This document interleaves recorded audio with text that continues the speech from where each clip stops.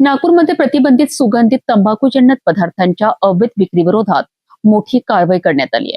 Police आयुक्तांच्या escort पथकाने वाडी परिसरातील पान शॉप आणि गोडाऊनवर छापा टाकत तब्बल 1,17,500 रुपयांचा प्रतिबंधित तंबाखूजन्य मुद्देमाल जप्त केला आहे.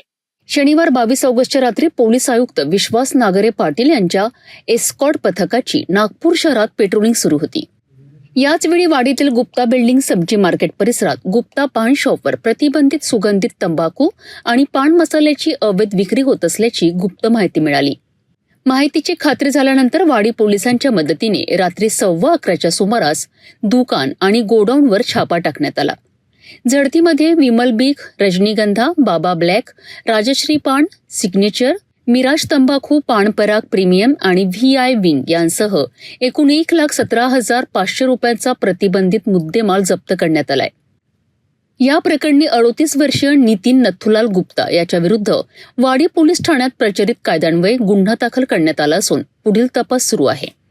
या कारवाईत एस्कॉर्ट पथकाने अधिकारी आणि अंमलदार सहभागी होते. नागपूर शहरात प्रतिबंधित तंबाखूजन्य पदार्थांच्या अवैध विक्री विरोधात पोलिसांची कारवाई आणखी तीव्र होण्याची शक्यता आहे.